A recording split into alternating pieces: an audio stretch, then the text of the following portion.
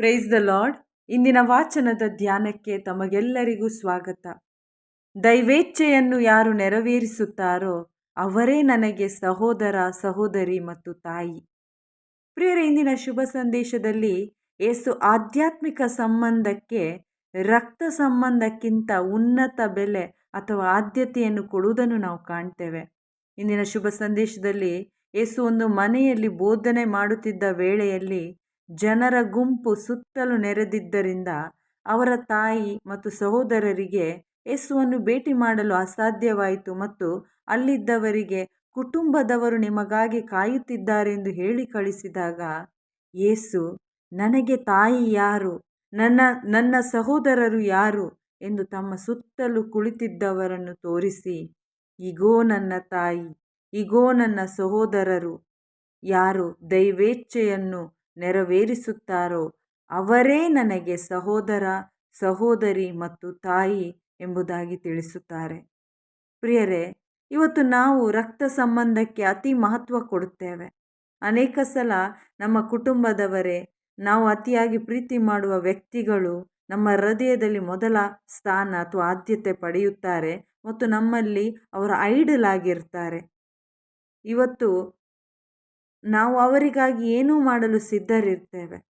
ಆದರೆ ಇಂದಿನ ವಾಚನದ ಮುಖಾಂತರ ನಾವು ಕಲಿಯಬೇಕಾದ, ಯೇಸುವಿನಿಂದ ಕಲಿಯಬೇಕಾದ ಪಾಠ, ದೇವರಿಗೆ, ಸೃಷ್ಟಿಕರ್ತನಿಗೆ ನಾವು ಯೇಸುವಿನಂತೆ ನಮ್ಮ ಪೂರ್ಣ ಮನಸ್ಸು, ಪೂರ್ಣ ಹೃದಯ ಕೊಡಬೇಕು.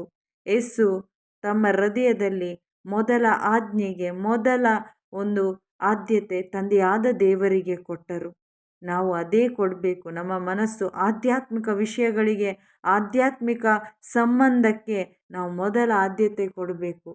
ಪ್ರೇರೆ, ಯಾವ ರೀತಿಯಲ್ಲಿ ದೇವರು ತಮ್ಮ ಸತ್ಸಂಬಂಧಕ್ಕೆ ನಾವು ಬರುವಂತೆ ಪಾಪಿಗಳಾದ, ದ್ರೋಹಿಗಳಾದ, ವಿಶ್ವಾಸದಲ್ಲಿ ವ್ಯಭಿಚಾರಿಗಳಂತಿರುವ ನಮ್ಮೆಲ್ಲರನ್ನು ಪ್ರೀತಿ ಮಾಡಿ ತಮ್ಮ ಏಕೈಕ ಪುತ್ರನನ್ನೇ ಧಾರೆ ಎರೆದ್ರು. ಅವರು ನಮ್ಮನ್ನು ಅವರ ಸಂಬಂಧಕ್ಕೆ ವಾಪಸ್ ಕರೆತರಲು ತಮ್ಮ ಪುತ್ರನನ್ನೇ ಕಳುಹಿಸಿಕೊಟ್ರು ಮತ್ತು ಯೇಸು ಕ್ರಿಸ್ತರು ತಂದೆಯ ಚಿತ್ತವನ್ನು ಶಿಲುಬೆಯ ಮರಣ ಪರ್ಯಂತ ನೆರವೇರಿಸಿದರು. ತಂದೆಯ ಚಿತ್ತಕ್ಕೆ ಯೇಸು ಮೊದಲ ಆದ್ಯತೆ ನೀಡಿದ್ದರಿಂದ ಅವರು ಅಪಾರ ಮೆಚ್ಚುಗೆಗೆ ಪಾತ್ರನಾದ ಪ್ರಿಯ ಪುತ್ರನೆನಿಸಿಕೊಂಡರು.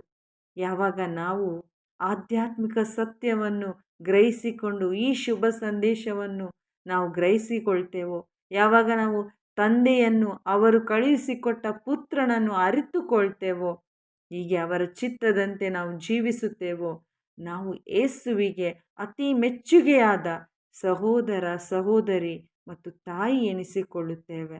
ನಾವು ಮೊದಲ ಆದ್ಯತೆ ನಮ್ಮ ಆಧ್ಯಾತ್ಮಿಕ ಸಂಬಂಧ, ನಾವು ಕಳೆದುಕೊಂಡ ಆಧ್ಯಾತ್ಮಿಕ ಸಂಬಂಧ ಯೇಸು ಕ್ರಿಸ್ತರ ಮುಖಾಂತರ ಅವರು ಮತ್ತೆ ನಮಗೆ ವಾಪಸ್ ಕಳಿಸಿಕೊಟ್ರು. ಈ ಒಂದು ಸತ್ಯದಲ್ಲಿ ನಾವು ನೆಲೆ ನಿಂತು ಜೀವಿಸೋಣ ಮತ್ತು ಯೇಸುವಿನ ಸಂಬಂಧದಲ್ಲಿ ಸದಾ ಆ ಅನ್ಯೋನ್ಯತೆಯಲ್ಲಿ ನಾವು ಜೀವಿಸಿ ಅವರಿಗೆ ಮೆಚ್ಚುಗೆಯಾದ ಕುಟುಂಬದವರೆನಿಸಿಕೊಳ್ಳೋಣ. ಆಮೇನ್. Praise the lord.